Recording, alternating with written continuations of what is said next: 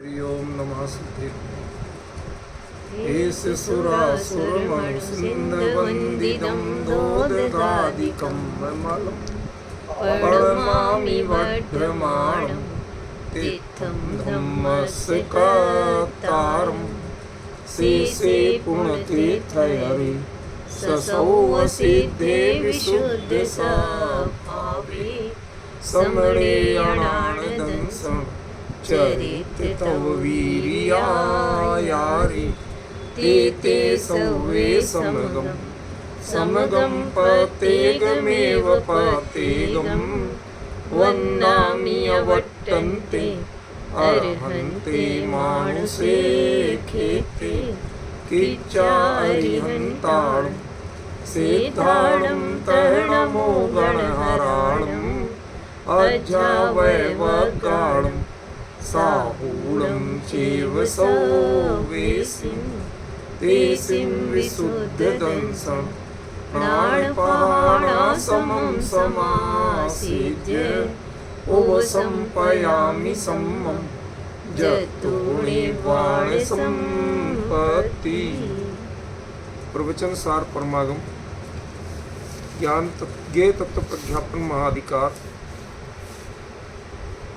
ज्ञेय तत्व प्रज्ञापन महाधिकार गाथा 93 पृष्ठ संख्या 169 169।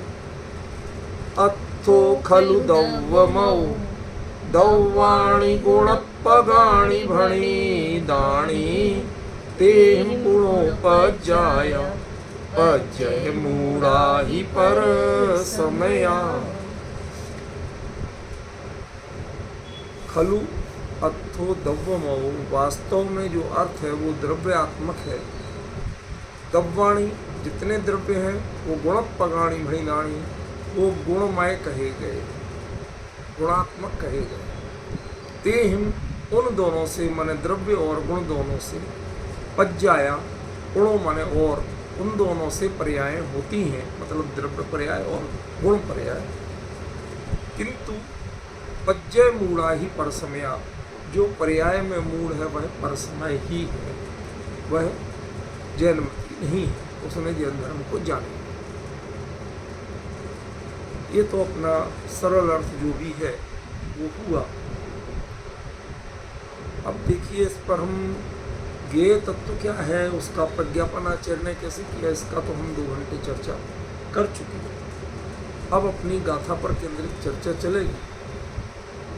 एक बात मुझे आचार्य जयसेन देव की टीका में से आपको पढ़ाना है, तो जरा पढ़िए, फिर बाद में आपको खुद ही समझ में आएगा कि क्या है क्या नहीं। मैं किसी की कोई समीक्षा करने या व्यंग्य करने या किसी तरह का उनका अवमूल्यन करने के लिए नहीं कह रहा हूँ। आप समझदार हैं, चर्चा हर गाथा की इतनी विस्तार से पढ़ते सुनते आए हैं, आप खुद निर्णय करिए कि क्या है क्या नहीं। देखिए, इतः ऊर्ध्वम सत्ता संबद्धेदे इत्यादि गाथा सूत्रेण, इसके ऊर्ध्वम माने ऊपर, पहले सत्ता संबद्धेदे जो गाथा थी वहाँ से इत्यादि गाथा सूत्रेण, इस गाथा सूत्र के पूर्वम पहले, संक्षेपेण संक्षेप में, यद व्याख्यातम सम्यक दर्शनम, जिस सम्यक दर्शन की व्याख्या की है, तस्य इदानीम विषयभूत पदार्थ व्याख्यान द्वारेण, उस सम्यक दर्शन के विषयभूत पदार्थ का व्याख्यान ज्ञेय तत्व में किया जाए। समझ मैंने क्या कहा, पकड़ में आई कुछ बात की नहीं आई कि खाली पढ़ ही रहे। अरे वो तो इतने में तो सारा कुछ हो गया, यदि इतने में समझ में नहीं आई पहुंची तो कुछ नहीं आएगा आपको समझ, तो सारा कुछ कहा जा चुका है।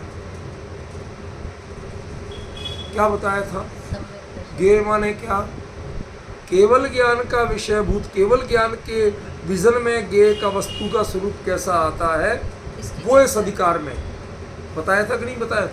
और क्या ढूंढ रहे हो उसमें, सारी चीज तो क्लियर ही होगी। वो बता रहे हैं कि सम्यक दर्शन के विषयभूत जो पदार्थ है उनका वर्णन कहाँ है, इसमें सम्यक दर्शन के विषयभूत पदार्थों का वर्णन। भाई जैसे सम्यक दर्शन में कहते हैं आप जीव आदि प्रयोजन भूत तत्व, उनका कोई वर्णन है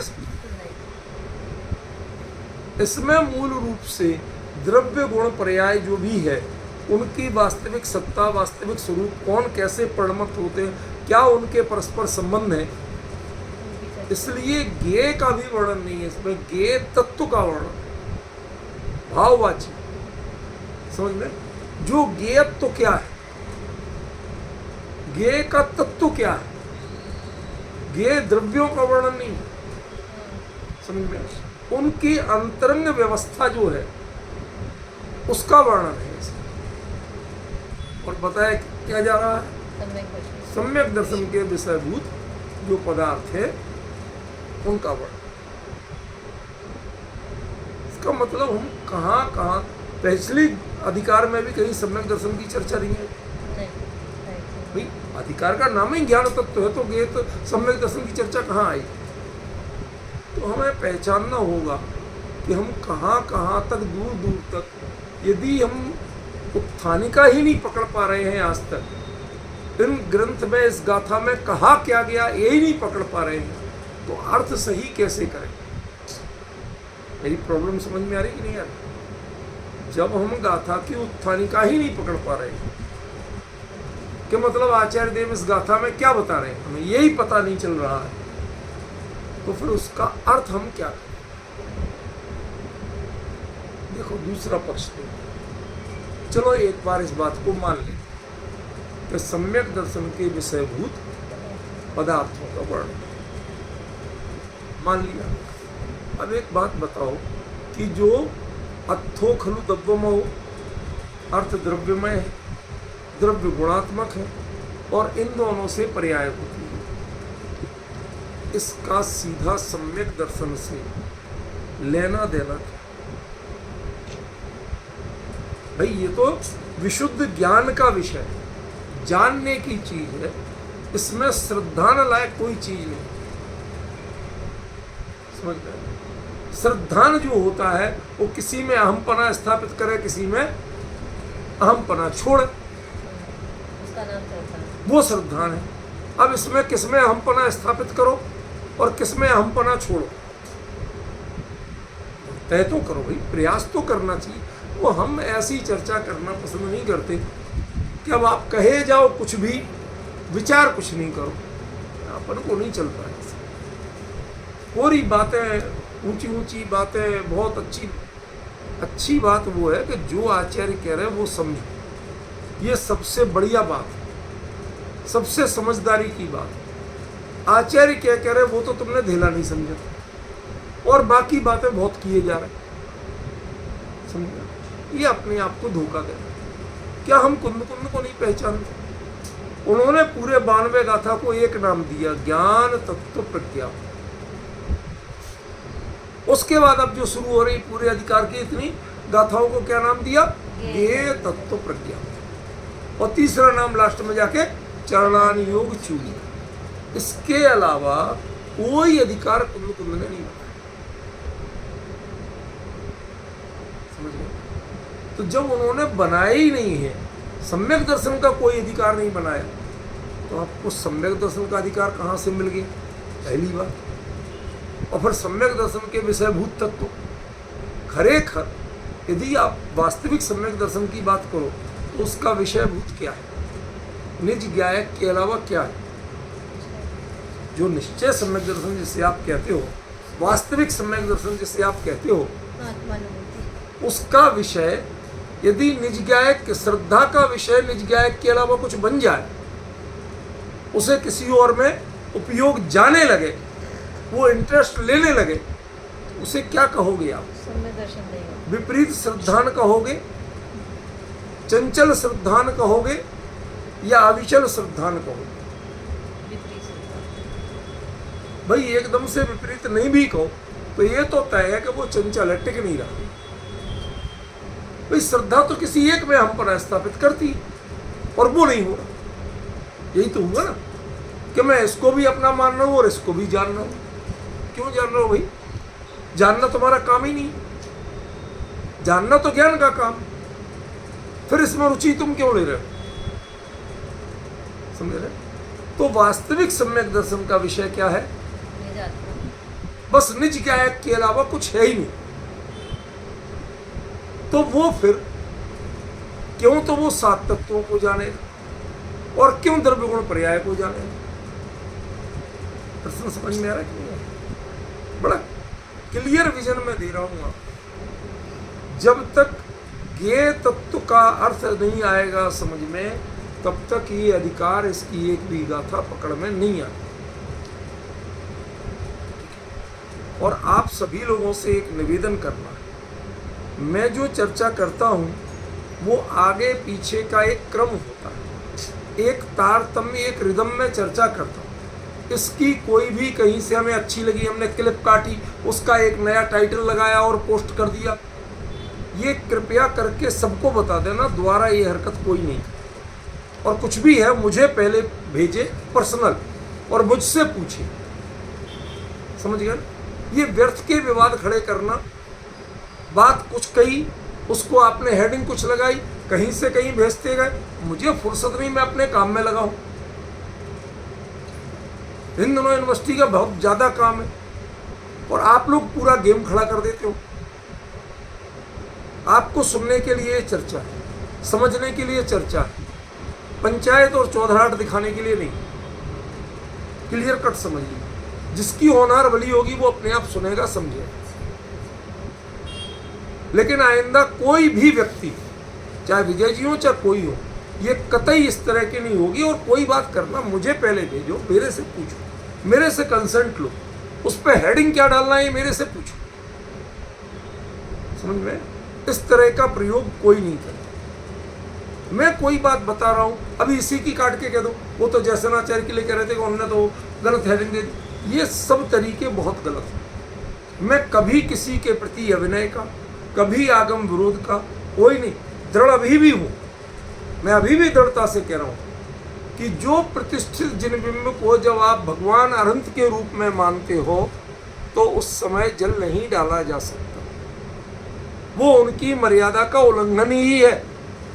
हम सुबह सुबह एक बार जो करते हैं वो जिन बिंब मान के, उनका बिंब वो मान के एक सामान्य शुद्धि करते हैं, क्योंकि वो सामान्य शुद्धि जरूरी है ताकि हम दर्शन करें तो उसमें कोई विकार नजर नहीं आए, धूल मिट्टी आदि नजर नहीं आए।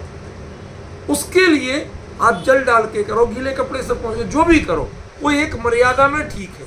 लेकिन जल ढोलना ये कोई विनय है, ये कोई बड़ी प्रभावना है, ये बिल्कुल गलत है। ये मैं अभी भी दृढ़ हूं, बात से नहीं हिल रहा हूं, लेकिन उसको गलत शब्दों में गलत ढंग से इंटरप्रेट किया। हम पूरी बात करते हैं एक रिदम में, आप बीच में से काट के विज्ञापन करने लगते हो। ये तरीका थोड़ा सा गंभीरता सीखिए। मेरी इतनी चर्चा इतने सालों से हो रही है, किसी भी विषय पे मैं डंके की चोट कहता हूं, कहीं कोई विवाद नहीं हुआ। तो आप लोगों को जान के मैं आपको ऑन रिकॉर्ड बात कर रहा हूं कि मेरी बात को आधा अधूरा बना के और कुछ भी हेडिंग डाल के ये अधिकार किसी को नहीं है। इसलिए मैं अपने ग्रुप में कोई दूसरी चर्चा पोस्ट करने के मना ही करता। अब मेरी यही थी, मैंने गौर ही नहीं की, काम में बिजी था और उतने में सारे दुनिया में घुमा दिया। ये तरीका जिम्मेवारी सीखिए, आइंदा से ऐसा नहीं करे कोई भी व्यक्ति, ठीक है? मेरा अभिप्राय क्या रहता है, वह अत्यंत क्लियर विजन है। आज हम जो कह रहे हैं कि हाँ ये ज्ञेय तत्व प्रज्ञापन में सम्यक दर्शन और श्रद्धान का कोई प्रकरण ही नहीं, ये उसका विषयभूत है ही नहीं। क्योंकि श्रद्धा या तो जिसको भी मानती है वो स्वत्व के रूप में मानती है, मैं के रूप में मानती है, और जो जिसको मैं पने अंगीकार करेगी तो उसमें दूसरा आएगा कहां से? वो तो प्रारंभिक भूमिका में सीखने के लिए 6 द्रव्य 7 तत्व 9 पदार्थ 5, ये सब प्रारंभिक भूमिका में नॉलेज बढ़ाने के लिए है, ये इसके लिए नहीं है। वो सम्यक दर्शन के विषयभूत नहीं है। सम्यक दर्शन का विषयभूत, सम्यक श्रद्धान का विषयभूत सिर्फ ज्ञायक होता है और कोई नहीं। समझ में? आपको लिखे मिलेंगे कई जगह वो ऐसी भाषा भी मिलेगी कि सम्यक दर्शन के विषयभूत जीवादि तत्व लिखे मिलेंगे, मैं उसका विरोध नहीं कर रहा।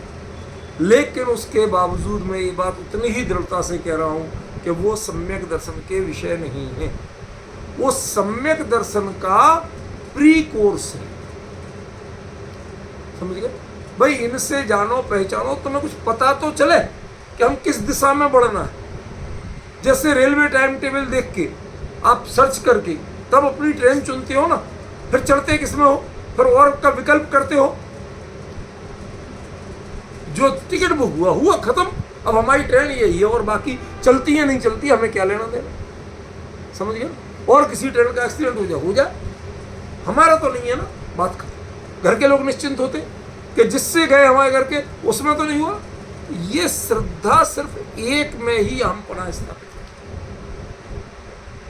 ज्ञान बहुत को जान सकता है, श्रद्धा में गुंजाइश नहीं है बहुत को करने घुसाने की। इसलिए जो ये सोचते हैं वो पूरी तरह भ्रम में है, पूरी तरह भ्रम में कि जो श्रद्धा के या सम्यक दर्शन के विषयभूत इतने सारे तत्व होते हैं, उस तत्व मीमांसों को जानना या द्रव्य गुण पर्याय को जानना, ये कहीं ना कहीं हमें भ्रम। ज्ञान स्वपर प्रकाशक है, वो जान सकता है, जान के वो विकृत नहीं होता, पर श्रद्धा में इतनी गुंजाइश ही नहीं है कि वो स्वपर प्रकाशक बने। वो जिसमें करती है वो स्वत्व ही स्थापित करती है। चाहे पर में करे तो पर को भी अपनी मानती है, देह को अपना मानते कि नहीं मानते, स्त्री पुत्र कुटुंब परिवार घर को अपना मानते कि नहीं मानते, बिजनेस को अपना मानते कि नहीं। यही है, वो किसी में भी करे लेकिन उसमें स्वत्व स्थापित करते, उसमें दो पना नहीं होता। यदि श्रद्धा ईमानदारी से किसी को पर रूप में स्वीकार कर ले, फिर वो उसका ग्रहण नहीं कर सकती, उसमें उपयोग नहीं लगा सकती, उसमें समर्पित नहीं हो सकती, वो तत्काल उसे छोड़े। बात समझ में आई? और नहीं छोड़े तो समझ लेना श्रद्धा ही सही नहीं, तुम ढोंग कर रहे हो। श्रद्धा में इतनी गुंजाइश नहीं है कि वो दो दो को चला ले। समझ गया?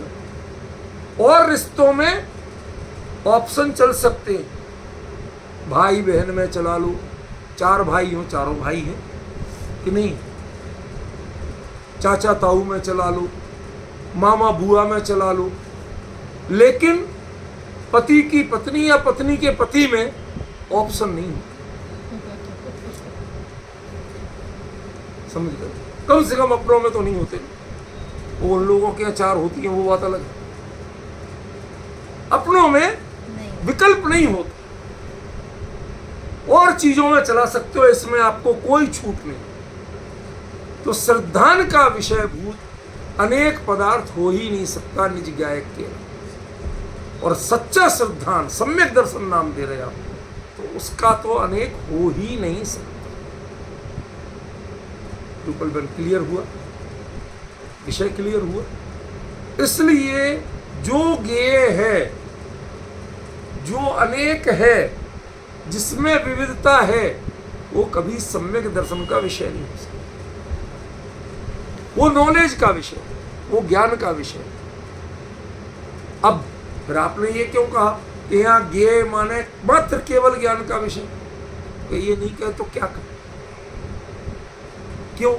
क्योंकि द्रव्य और गुण, इनको तो तुम्हारे दादाजी भी नहीं जान सकते, तुम तो क्या जानोगे?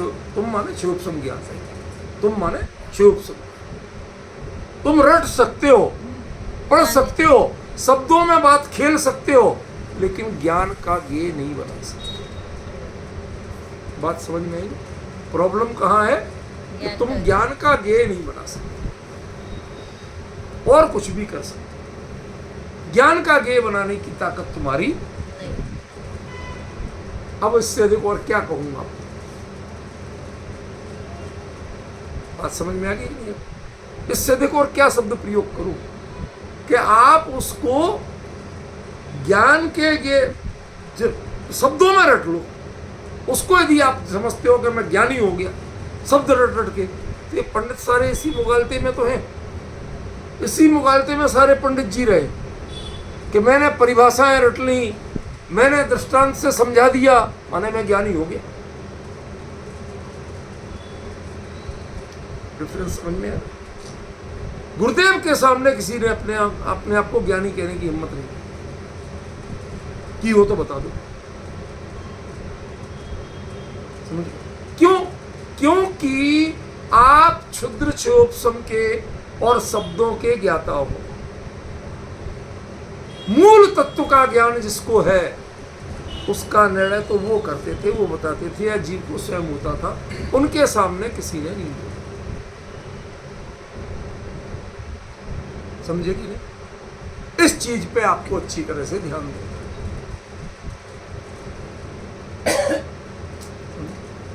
अब हमने उसको यदि सम्यक दर्शन के विषयभूत पदार्थों को ज्ञेय कह दिया तो पहले आपको इसका मतलब कहीं भ्रम है कि सम्यक दर्शन जो है वो किस गुण की पर्याय है? श्रद्धा गुण की या ज्ञान गुण की? यदि सम्यक दर्शन श्रद्धा गुण की पर्याय है तो श्रद्धा गुण के जो विषयभूत है उसे श्रद्धेय कहा जाएगा कि ज्ञेय कहा जाएगा? श्रद्धेय कहा जाएगा। तो फिर कुंद कुंद यदि हम जयसेनाचार्य जी को सही माने तो इसका मतलब कुंद कुंद कहीं ना कहीं नादान थे। मैं नहीं बोल रहा हूं इस परिप्रेक्ष्य में कि जिन्हें ये पता ही नहीं था कि श्रद्धेय की जगह वो ज्ञेय नाम दे दिया, ज्ञेय तत्व प्रज्ञापन, फिर तो लिखना चाहिए श्रद्धेय तत्व प्रज्ञापन। इसलिए इस तरह के भ्रम और भ्रामक बातें कृपा करके कुंद कुंद के बारे में नहीं। कुंद कुंद ने कम से कम प्रवचन सार में बहुत क्लियर विजन रखा है, और जितना क्लियर विजन उन्होंने दिया है उसमें ऐसी गुंजाइश नहीं है कि आप इधर का उधर, उधर का उधर, कुछ का कुछ बोले। वो आपको बहुत ज़्यादा छूट नहीं देते। आप चिंतन करो, मनन करो, विचार करो, विवेक पूर्वक निर्णय करो, लेकिन मैं कहता हूं ऐसा ये कभी मत। कुंद कुंद क्या कहते हैं ये समझने की कोशिश करो। इस गाथा के बारे में मैं क्या कहता हूं ये जिसने लगाया, प्रवचन सार के बारे में जिसने ये लगाया कि मैं इसका ये मतलब करता हूं, समझ लो उसके बड़ा अज्ञानी कोई नहीं। वो द्रव्यमान में जी रहा। आपको कोशिश ये करना कि कुंद कुंद क्या कहते हैं वो पहचान। समझ में आया भाई साहब? ये बड़ा क्लियर कट प्रतिपादन बता रहा हूं। जब मैंने आज ये पढ़ा मेरा माथा घूम गया कि यहाँ क्या कह रहे हो आप। आज अमृत जयसेनाचार्य देव इतने बड़े आचार्य, इतने बड़े व्याख्याकार, थोड़ा तो आगा पीछे देखो। यद्यपि उन्होंने उस बात को भी कहा कि ज्ञान के विषयभूत ज्ञेय पदार्थों का, अगली पंक्ति में ये है कि द्वितीय पातनिका, दूसरी उत्थानिका, यद पूर्वम यद व्याख्यातम ज्ञानम तस्य ज्ञेयभूत पदार्थान कथयत। भाई दो दो बातें कह के आप इसमें कहना क्या चाहते हो पहले ये तो बता दो। कंफ्यूजन पैदा करना चाहते हो या कुछ सिखाना चाहते हो? तय कर लो पहले आप कि श्रद्धा का विषयभूत पदार्थ है कि ज्ञान के विषयभूत पदार्थ। ये अधिकार श्रद्धा के विषयभूत पदार्थों का है कि ज्ञान के विषयभूत। ऐसे कथन आपके पांडित्य बहुत अच्छा हो सकता है कि हमारी वो तो प्रथम पात्रिका थी, द्वितीय पद। भाई कंफ्यूजन क्रिएट मत करो। लोग अभी हाल समझने लगेंगे कि ये जीवादि प्रयोजनभूत तत्वों की बात चल रही है। इसमें कहीं जीवादि प्रयोजनभूत तत्वों की बात, नाम भी आएंगे तो उसका अर्थ दूसरा। ये अपना अच्छी तरह समझ लेना। नाम भी आए तो उसका अभिप्राय दूसरा है। उसका अभिप्राय वो नहीं है जो 6 डाला में, मोक्ष मार्ग प्रकाशक में, तत्वार्थ सूत्र में आप पढ़ते हो, वो नहीं। इसलिए थोड़ा सा पेशेंस रख के चलना, धैर्य से सुनना और सही सही समझना। बीच में भी कई बार ऐसा आया जब वो आचार्य लिखते हैं कि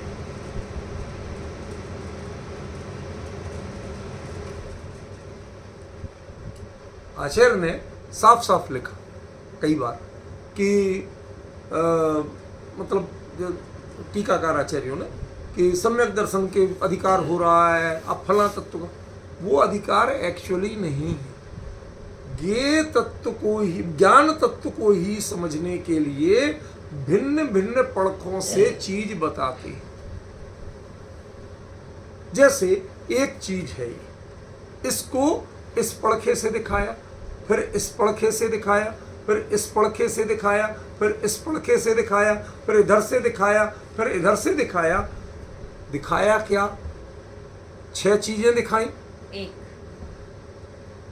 इतना तो समझदारी रखो ना कि उस एक के ही भिन्न भिन्न पहलू दिखा रहे, आप उसे नया नया नाम दे रहे हो। ये समस्या, पॉइंट समझ रहे हैं? ये समस्या है सबसे बड़ी। इसने बहुत सारा भ्रम पैदा किया। तो हम लोग अपने आप को माइंड सेट रखें कि ये विशुद्ध ज्ञेय तत्व का प्रज्ञापन है, और ज्ञेय तत्व का प्रज्ञापन माने केवली के ज्ञान में वस्तु का स्वरूप कैसा झलका है। उसमें इंडिविजुअलिटी की बात नहीं है, वैयक्तिकता की बात नहीं है। शब्द थोड़ा कठिन लगेगा, मैं क्लियर करूंगा। किसी वैयक्तिकता की बात नहीं है, एक व्यवस्था की बात है। द्रव्य गुण पर्याय ये व्यवस्था है। जीव पुद्गल धर्म धर्म आकाश काल ये वैयक्तिकता का है। जीव जीवा सर्वंश मनोजरा मोक्ष ये वैयक्तिकता है। पुण्य पाप मिला लो ये वैयक्तिकता है। 6 द्रव्य 7 तत्व 9 पदार्थ 5 अस्तिकाएं ये इंडिविजुअलिटी है। जब भी कोई नाम आने लगता है ऐसा, लेकिन द्रव्य किसमें नहीं है? सब में है। गुण किसमें नहीं है? सब में है। पर्याय किसमें नहीं है? जो उसमें आप अलग से भेद नहीं कर सकते। पर्याय कहने में धर्म द्रव्य की भी पर्याय, धर्म द्रव्य की भी पर्याय, आकाश द्रव्य, काल द्रव्य की भी, जीव की भी, पुद्गल की। उसमें आप किसी एक पे लागू नहीं कर सकते कि ये अकेले इसी पे हो। अब डिफरेंस ख्याल में आ रहा कि नहीं आ रहा? इसलिए मैंने कहा था कि ये तत्व का प्रज्ञापन है, ये अकेले ज्ञेय का प्रज्ञापन नहीं। ज्ञेय में भी तत्व जोड़ा हुआ। वहां ज्ञान माने 5 ज्ञान के भेदों या केवल ज्ञान के लिए ऐसी बात नहीं है। उसमें ज्ञान जो तत्व है, जिससे असल में ज्ञान कहते, खांटी ज्ञान। ये खांटी शब्द जानती हो आप? खांटी माने प्योरिटी के लिए। कोई चीज 100% प्योर।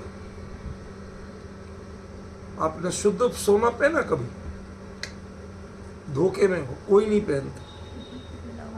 क्यों?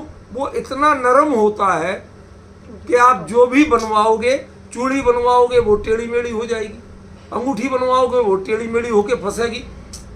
जो चीज आप बनवाओगे, हार सेट बनवा लोगे वो एक दिन में टेढ़ा हो जाएगा। वो सॉफ्ट होता है। उसमें कुछ मिलावट करते हैं तब जाके वो कड़क होता है, तब पहनने लायक।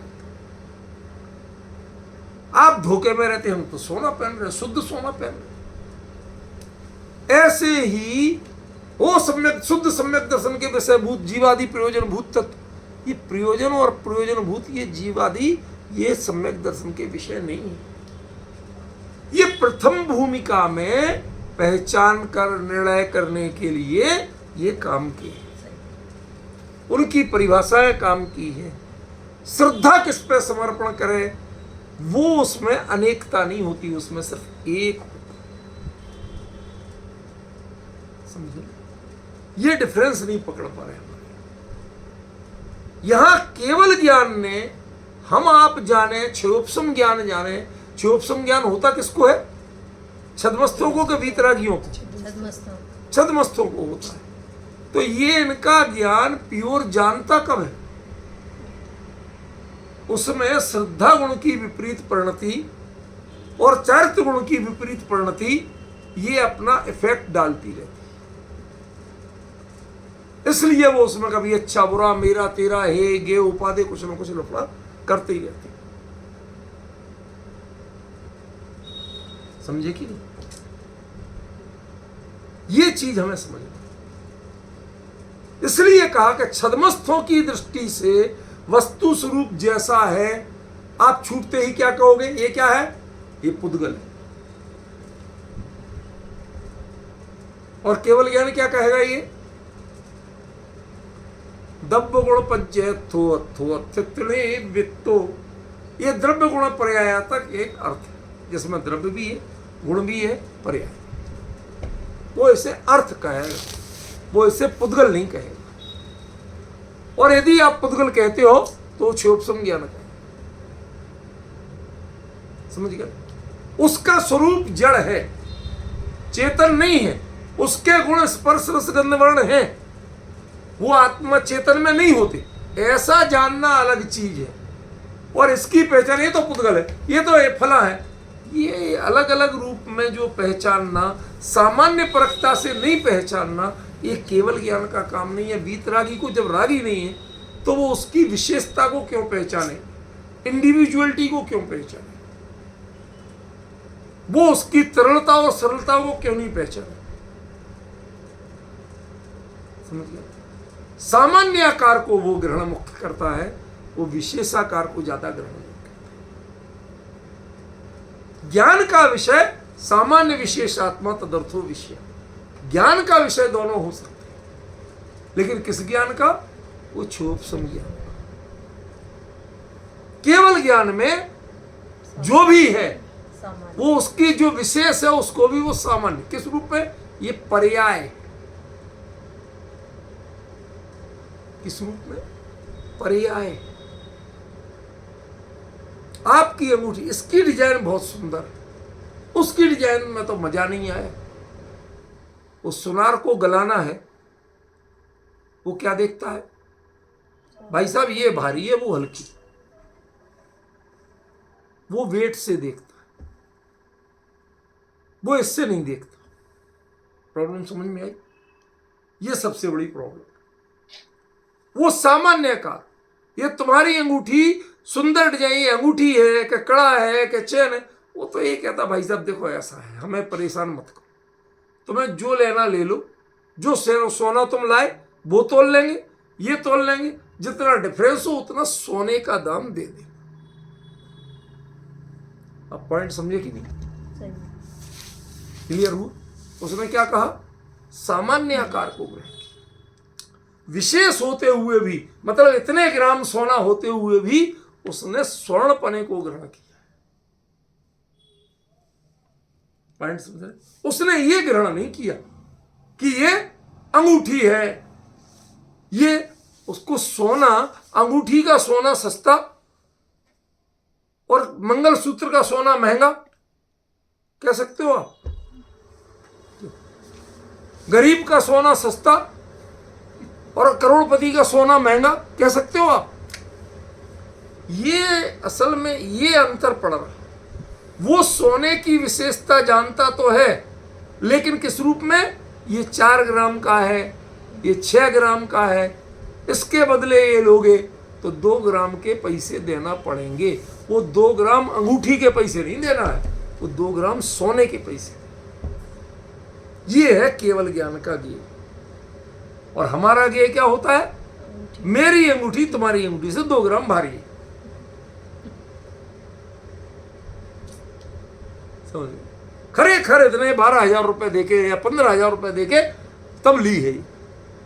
आपका सारा वो मूल्यांकन चलता, वस्तु स्वरूप से नहीं चलता। केवल ज्ञान वस्तु स्वरूप से चलता है, वो मूल्यांकन से नहीं चलता।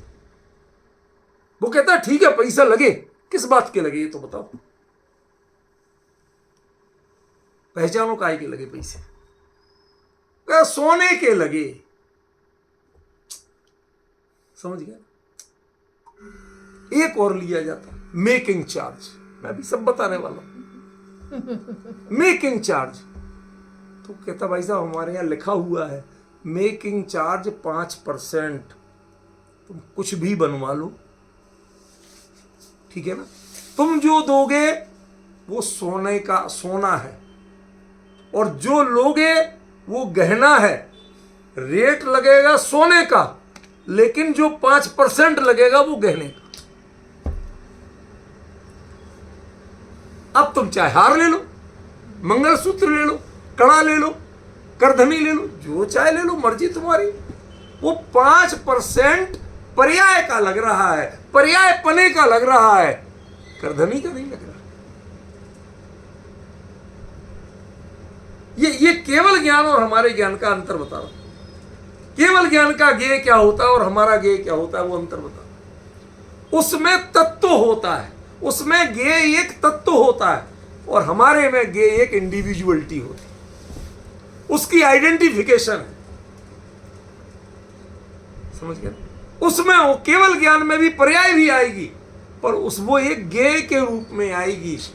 वो उसमें कहीं ना कहीं जो आप इंटरेस्ट क्रिएट करते हो, ग्रहण और त्याग की भावना लाते हो, वो उसमें नहीं। देखो, जब तक प्रॉपर ज्ञेय नहीं समझोगे ये समझ में नहीं आएगा। मैं इसलिए मेहनत कर रहा हूं, जब तक वो नहीं समझोगे। आपको प्योर समझना है, केवली ने कैसा जाना, आप कैसा जानते हो उसका नाम ज्ञेय नहीं।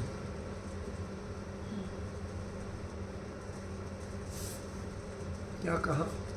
आपका ज्ञान कैसा जानता उसका नाम ज्ञेय नहीं, क्योंकि आपका ज्ञान कभी पैसे से जानता है, कीमत कितनी लग रही, कभी पसंद से जानता है, निष्पक्ष नहीं जानता, कभी ये हमारे विश्वास की दुकान है इससे जानता।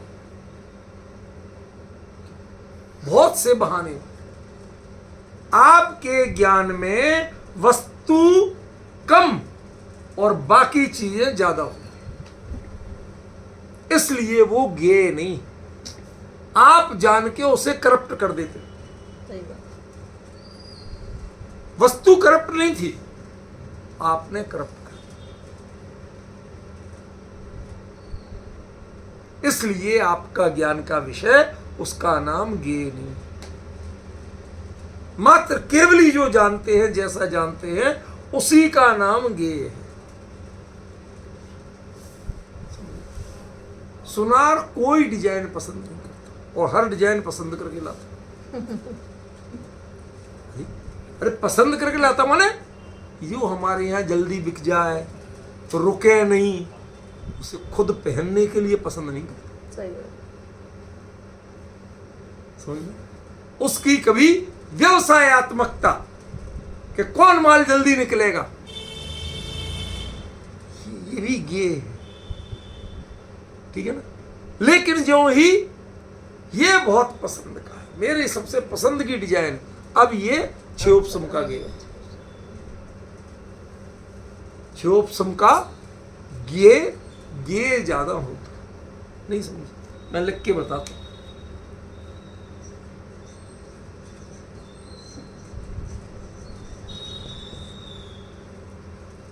समझे? दिख रहा है कुछ? क्षोभसम का ज्ञेय ज्यादा होता है, मतलब वो गाता ज्यादा है उसकी, सुनता समझता नहीं है। ये मेरा है, ये इसका है, ये इतने का लाए, वो उसके बदले में लाए, वो गाता ज्यादा है। केवली का ज्ञेय वो गाता नहीं, जो है वो एक बार जान लिया, बस खत्म हो गई बात। दोबारा उसमें माथा खराब करने की जरूरत नहीं, दोबारा भ्रम पैदा होने की जरूरत नहीं। 100 बार जाने, अनंत बार जाने, पर केवली के ज्ञान का ज्ञेय कभी बदलता नहीं। वो अनंत बार भी जाने तो वो ही जानेंगे और कुछ नहीं जाने।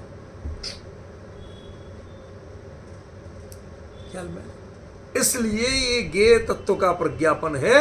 ये तुम्हारी पसंद की कहानियां नहीं है कि उसके यहाँ डिजाइन अच्छी थी, इसके यहाँ अच्छी नहीं, उसके यहाँ का पुद्गल अच्छा था, इसके यहाँ का पुद्गल अच्छा नहीं। क्यों कभी कहोगे? सोना तो कह लोगे, पुद्गल अच्छा कहोगे? ये जो डिफरेंस आ रहा है, ये इसका नाम तत्व है।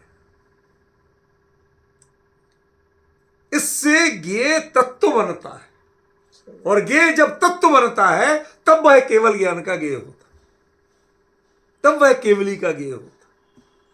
और जब तक तत्व ही नहीं बना, इंडिविजुअलिटी में आप अटके पड़े हो, भले बुरे में अटके पड़े हो, इसका मतलब क्या है? इसका मतलब ये है कि तुमने ज्ञेय को जाना नहीं।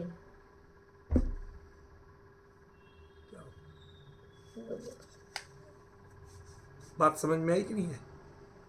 ये यदि क्लियर नहीं किया तो रूपलवेर नहीं समझ पाओगे, और लास्ट वाक्य तो बिल्कुल ही नहीं समझ पाओगे कि पज्जे मूल परसमिया क्यों कह दिया। द्रव्य को तुम जानते नहीं, गुण को तुम जानते नहीं, और खरे खर जिसे पर्याय कहते हो उसे तो तुम और भी नहीं जानते, क्योंकि सबसे सूक्ष्म तो वही है। एक समय की तुम्हारे पास कोई चिमटी ही नहीं है, कोई चिमटी ही नहीं है कि जिससे मकड़ी का जो तार होता है, का तार होता है ना, उसका 100वें हिस्से को, पतली चीज को पकड़ सके। नहीं। क्या? पहले तो मकड़ी के जो तार होता है वही बहुत पतला होता है, उसका भी 100 गुना सूक्ष्म उसको पकड़ सके, ऐसा कोई चिमटी तुम्हारे पास नहीं। वो कहां निकल जाएगी, क्या होगा, कुछ पता नहीं। मानते कि नहीं मानते? तो ऐसे ही जो एक समय की पर्याय है, और एक समय के जानने के लिए पहले एक प्रदेश जानना पड़ेगा, एक प्रदेश जानने के लिए परमाणु जानना पड़ेगा। जावदीयम आयासम अविभागी पोगलाणु अणु वट्टदी तम खुपदेशम जाने। प्रदेश किसे? अविभागी पुद्गल परमाणु जितने एरिया को घेरते हैं उसे प्रदेश कहते हैं। तो पहले परमाणु जानो, परमाणु से प्रदेश जानो, और जब एक प्रदेश जान पाओगे तब तो परिवर्तन ख्याल में आएगा एक समय का, कि पहले क्या था और अब क्या हुआ। अब तुम्हारा ज्ञान इतना सूक्ष्म है ही नहीं, तो जो भौंथली धार है उससे क्या होगा? तुम्हारा जो क्षोभसम ज्ञान है ना, वो भौंथली धार है, बहुत मोटा। समझ गया ना? नहीं, अभी इनको समझाएंगे, भौंथली धार ही बताएंगे। अब भौंथली धार क्या होती है? हमारे यहाँ कहते थे गांव में, कभी कोई सब्जी वब्जी संवारने का चाकू या कोई चीज आए, तो आजकल तो फैक्ट्रियों के बने आते हैं, मशीनें एक जैसी धार कर देती हैं। पहले तो वो लोहार ठोक पीट के करता था, तो उसमें कभी लोहा थोड़ा कच्चा रहा तो धार सही नहीं बनती थी, तो वो ज्यादा पीटेगा तो टूट जाएगा, तो वो थोड़ी मोटी छोड़ देता था ताकि साबुत तो जाए, टूटा हुआ तो नहीं जाए। वो दराती टाइप हंसिया बोलते थे हमारे यहाँ, ऐसा जो कम्युनिस्ट पार्टी का निशान होता है ना, वैसा वो, तो वो बना हुआ, तो वो ले लिया। अब वो लेते थे सब्जी संवारने के लिए, अब उसमें धार ही नहीं। अब टमाटर का सलाद बनाना और चाकू में धार नहीं हो तो क्या होगा? कि राजस्थान वाले चतुर हैं, वो उसका कचुम्बर बना देते, सलाद नहीं बनाते, कचुम्बर बना देते। तो भाई साहब कचुम्बर ही बनेगा, सलाद नहीं बनेगा, धार तो चाहिए, समझ? तो ये भौंथली धार जो होगी उसको कहते थे भैया ऐसा चाकू ला के धर दिया, इससे तो नाक भी नहीं कटे। अब समझ गए ना भौंथली माने क्या होता? इससे कुछ कटते ही नहीं है, काहे के लिए दिया ये? तुम्हें चाहिए बिल्कुल स्लाइस वाला सलाद, वो भी टमाटर जैसी मुलायम चीज का है? रस नहीं टपक पाए और टमाटर स्लाइस बन जाए, तो भाई साहब धार तो उतनी पैनी चाहिए, उतनी पतली चाहिए, और वो तुम्हारे ज्ञान में है नहीं। ना प्रदेश को जान सकते, ना परमाणु को जान सकते, ना पर्याय को जान सकते। और जब कुछ ही नहीं जान सकते तो फिर ज्ञेय कहां से आएगा? है? फिर तो तुम्हारे ज्ञान में जो ज्ञेय है ना, उसको नीलबटा सन्नाटा कहते हैं, कि जो भी है वो है क्या? है ये तो सही है, लेकिन हमें पता नहीं है क्या। समझ में? जैसे तो आपको बताया था ये बात, नाराज मत होना। वो हमारा एक कजिन ब्रदर है, वो यार खुरापाती ज़्यादा है। वो पढ़ता था बुंदेलखंड विश्वविद्यालय में, तो ऑस्ट्रेलिया के कुछ एक डेलीगेट्स आए मिलने के लिए बीसी से, तो वो उसकी बीसी से लड़ाई होके आ रही थी। उसने कहा बीसी की बेइज्जती कराऊंगा, तो अंग्रेजी वो भी जानता था, सबसे करके मिला। इफ यू लाइक कि हमारे वाइस चांसलर खुश हो जाए तो आप उनको हमारे यहाँ के बुंदेलखंड की भाषा में बोलना।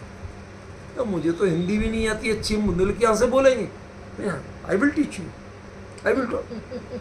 उसने सिखाया। तो उसने, अब बाकी तो जो था उसको नहीं, पूरा नहीं बोल रहा हूँ, उसने कहा बिलोटा। बिलोटा माने मेल कैट, समझ गया ना, मेल कैट बड़ाई वाली जो होती है ना, व्याओ ऐसे करके बोलती है, तो वो उसको, तो उन्होंने बड़ी मुश्किल से ब्लोटा ब्लोटा ऐसे कर करके बेचारे मुश्किल से सीख पाए। अब वो अंदर गए और बीसी चलते, how do you do mister ब्लोटा। अब वीसी का दिमाग खराब कि किसने सिखाया तुम्हें। वो आप एक स्टूडेंट था या वो कह रहा था कि इसका मतलब होता है बुंदेलखंड में कि वेरी हैंडसम पर्सन। ने बताया कि मेल कैट को कहते हैं बिल्कुल। अरे मेरे को उल्लू बना के। अब डिफरेंस समझ रहे ना। आपको जो भाषा आती नहीं, किसी ने रटा दिया, तो रट के बोलोगे भी तो उससे कुछ भाव भाषण हो रहा क्या, पता चल रहा कि क्या हो रहा। आप कहते हम सीख गए, हम जान गए। क्या जान गए भाई? आपको अंग्रेजी आती है रूपल में? आती है। आई डोंट नो का अर्थ बताओ। अभी हाल कहेंगे मुझे नहीं आता। अब कोई क्या कहेगा अनजान आदमी। अभी हाल कह रही थी कि मुझे आती है और खुद कह रही कि नहीं आता। ऐसे ही चक्कर है वो, और कुछ नहीं। जो हम ज्ञान जानते हैं एक्चुअली कुछ नहीं जानते, इसलिए उसे कहा नीलबटा सन्नाटा। वो ज्ञेय तत्व नहीं है। जिस ज्ञान पर आप इतरा रहे हो, जिस जानकारियों पर आप इतरा रहे हो, जो परिभाषाओं में पढ़ा है द्रव्य गुण पर्याय का स्वरूप, उत्पाद व द्रव्य का स्वरूप, वो ज्ञेय नहीं है। वो सिर्फ परिभाषाएं हैं, वो सिर्फ शब्द समूह है, उसका नाम ज्ञेय नहीं है। अब कुछ समझ में आया क्या कहना चाहता हूं मैं? नहीं, आचार्य क्या कहना चाहते। अब समझ में आना शुरू हो रहा है कि ये परिभाषाओं का नहीं, ये प्रयोग का अधिकार है। आप जितने पढ़े हो ज्ञेय के बारे में, वो परिभाषाएं पढ़े हो, शब्द पढ़े हो, आप शब्द जाल में खेलते हो। और ये वास्तव में केवली के ज्ञान के एक एक तरंग में, एक एक पर्याय में संपूर्ण विश्व जैसे आके क्रीड़ा करता है, उसकी एक एक क्रीड़ा की झलक है। ये दोनों एक चीज नहीं है। मैंने आपको बताया था केवली के बारे में, चौथे काल के बारे में। वहां जीवों को आकुलता नहीं होती। वीतराग प्रभु के दर्शन मात्र के बाद उन्हें ध्वनि क्यों नहीं हो रही, इसकी आकुलता नहीं होती। मैंने बताया था कि महावीर की दिव्य ध्वनि के लिए आज के पंडित और आचार्य होते, घर घर जाके नमो कर मंत्र का पाठ करो, शांति धाराएं कराओ, भगवान की दिव्य ध्वनि नहीं हो रही है, घोर उपद्रव आया है। अरे का लाल रंग की माला से जाप करना, कोई कहे पीले रंग की माला से जाप करना, कोई कहे स्फटिक की माला, पता नहीं कितने कितने गृहित मिथ्यात्व फैलाए। अरे तुमने केवली का स्वरूप नहीं जाना। साक्षात केवली परंत परमात्मा जहां विराजमान हो, उनके दर्शन करके तुम्हें समझ में नहीं आया, तो अपात्रता तुम्हारी है कि उनकी है? ये जो सबसे बड़ा अंतर है वो यहां सिखाया। ये केवली परमात्मा के ज्ञान में, परिपूर्ण ज्ञान में, निरावरण ज्ञान में, उसमें जो ज्ञेय का रूप झलकता है, वह किस रूप में झलकता है? अत्थो खलु दब्बमो दब्बाणी गुणपगाणी भणिदाणी ते हिम प्रोपज्जाया। और फिर हमारी ओर देख ली, यहां तक तो वस्तु स्वरूप चल रहा, और फिर जब हमारी शकल देख ली तो पज्जे मूड़ा ही पर समय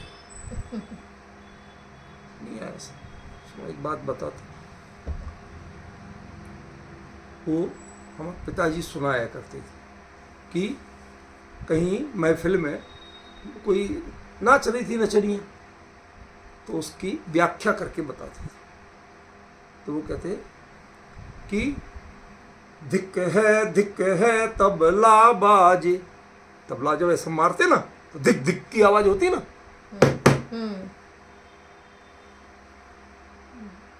ये जरा हैंडल हटा लो, सुनो। धिक है तबला बाजे। अब देखो दो बातें हो रही हैं, एक तो आवाज और एक धिक है माने धिक्कार है, धिक्कार है। डबल डबल अर्थ चल रहा है कि नहीं चल रहा है? तो वो तन पूरा बजता है, किनको किनको किनको किनको। धिक्कार है तो किनको। समझ में?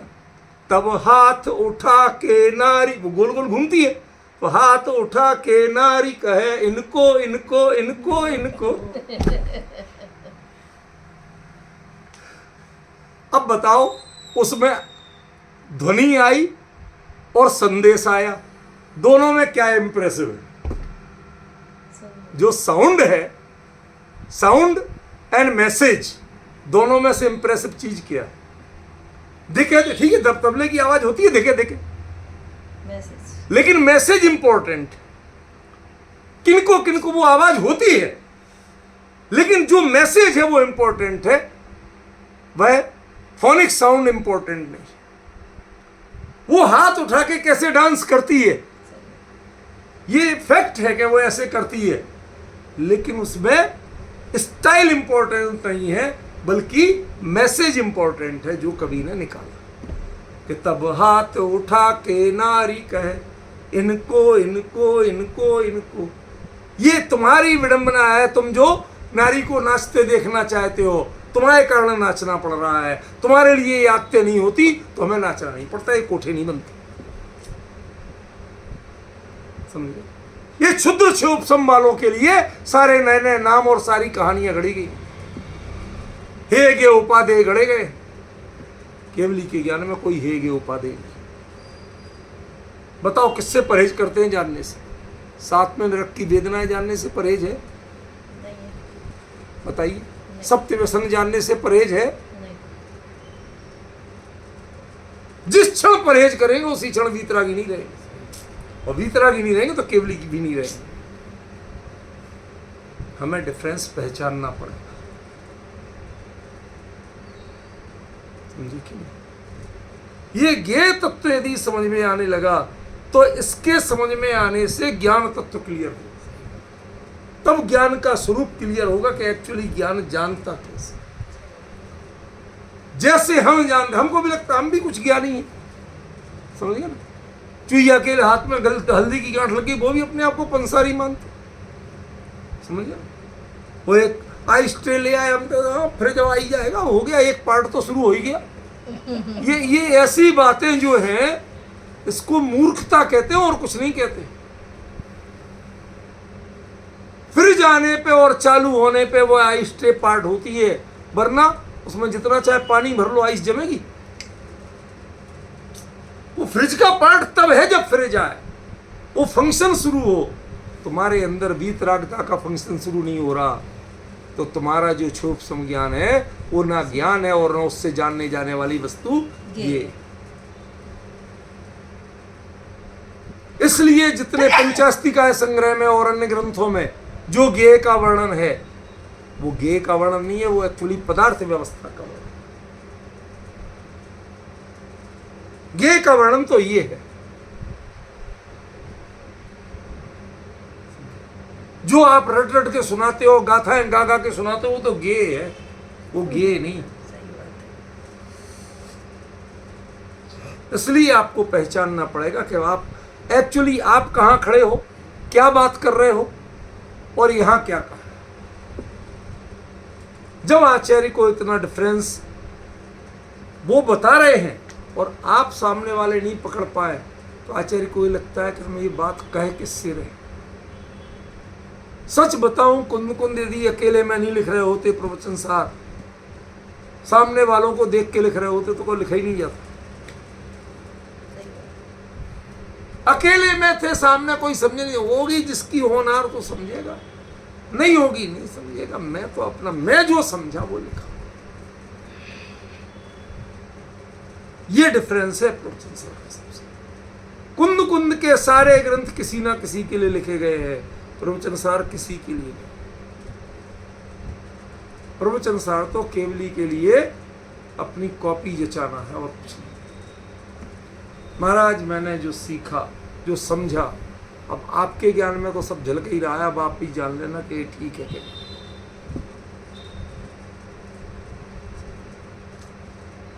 इसलिए ज्ञान तत्व प्रज्ञापन के बाद जब ज्ञेय तत्व प्रज्ञापन पढ़ना है तो आपको ज्ञान तत्व का स्वरूप, उसकी वीतरागता, उसकी अनंत निर्मलता, एक एक अविभाग प्रतिच्छेद को जानने की क्षमता, एक एक समय को जानने की क्षमता, ये सारी चीजें दिमाग में बिठा के रखना।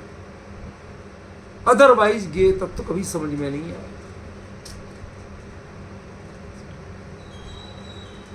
जो ही पर्याय का नाम आया ये जी फुदकने लगता है संसारी जी।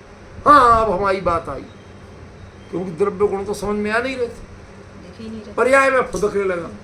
कहते जिस पे तुम फुदक रहा है ना वो पज्जे मूड़ा ही परसम, कि वो तुम जैन धर्म में हो ही नहीं। जिस पर्याय को तुम जानते हो और जिसमें पर्याय का ज्ञान आपको मूढ़ता पैदा नहीं करता। ठीक है। क्या कहा? पर्याय का ज्ञान। पर्याय का ज्ञान आपको मूढ़ता पैदा नहीं करता,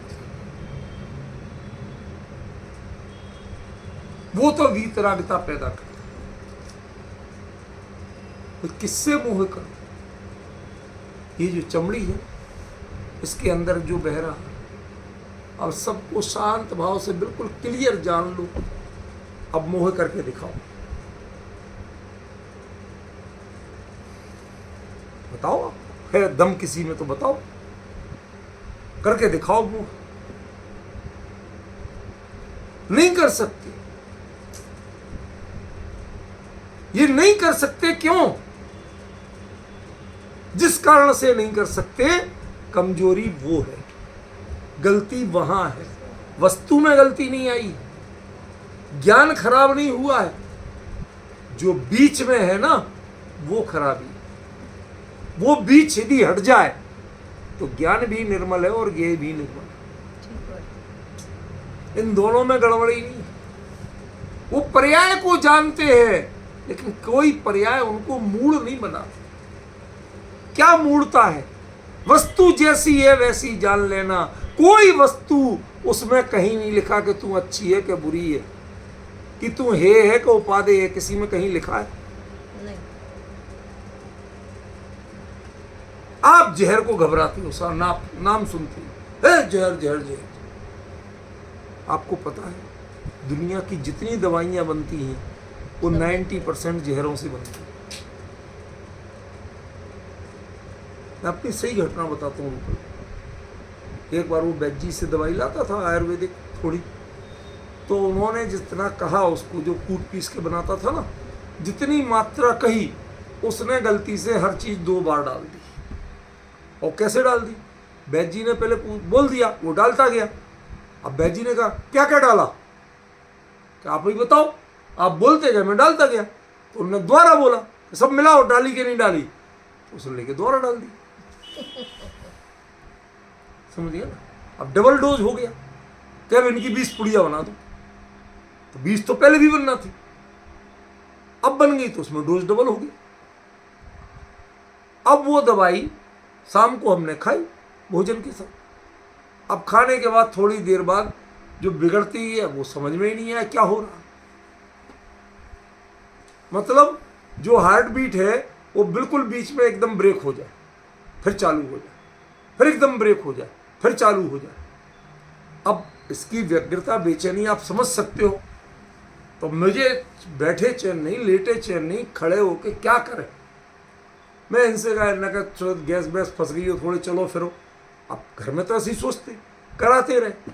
आखिरकार रात को 12:30-1 बज गया। जब नहीं सहा गया, लेटे ही नहीं जाए, लेटते ही एकदम लगे ऐसा। तो मैंने बिटिया से कहा गाड़ी निकाल, चल चले। तो ऑल इंडिया मेडिकल इंस्टीट्यूट पहुंचे, वहाँ इमरजेंसी में।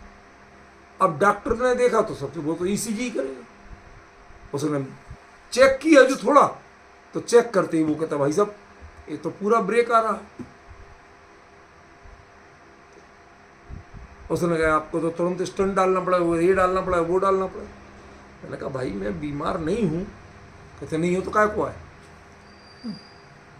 परेशान। सच्ची बात बता रहा हूँ, बिल्कुल 1 मिनट और लूंगा। और उसके बाद में जब वहाँ तो जूनियर रहते, जूनियर रेजिडेंट होते, फिर उसने सीनियर HOD को बुलाया, वो आया। उसने देखा एक प्रोफेसर है भैया इज्जत की, उसने अपने हाथ से चेक किया ECG बोले। कहते भाई साहब सही है, रिपोर्ट गलत नहीं आई। वो अनुभवी था, उसने कहा आपने कोई दवाई खाई थी क्या? मैंने कहा मैं क्या बताऊं क्या खाई थी, वैद्य जी ने कूट पीस के दी थी, हमने खा ली थी। अब मैं क्या नाम बताऊं? कहते उनसे मेरी बात करो, मुझे देसी दवाइयां भी आती। अब वो वैद्य जी सो रहे, फोन ही नहीं उठाते, उनके सामने से फोन बंद हो जाते। अब फिर हमने किसी को भेजा उनके घर, उसी कॉलोनी से, वो भेजा, उनने जगाया, उनने बात कराई डॉक्टर से, उन्होंने बता दिया। वो कहते हैं डॉक्टर साहब कुछ नहीं हुआ आपको, आप ऐसे ऐसे करो आप ठीक हो जाओगे। वैसे किया, ठीक, डोज डबल हो गया। कहते हम जहर बेचते हैं, हम दवाई नहीं बेचते। कहते मात्रा का ज्ञान वह उसे दवाई बनाता है, और मात्रा का असंतुलन वही उसे जहर बनाता है।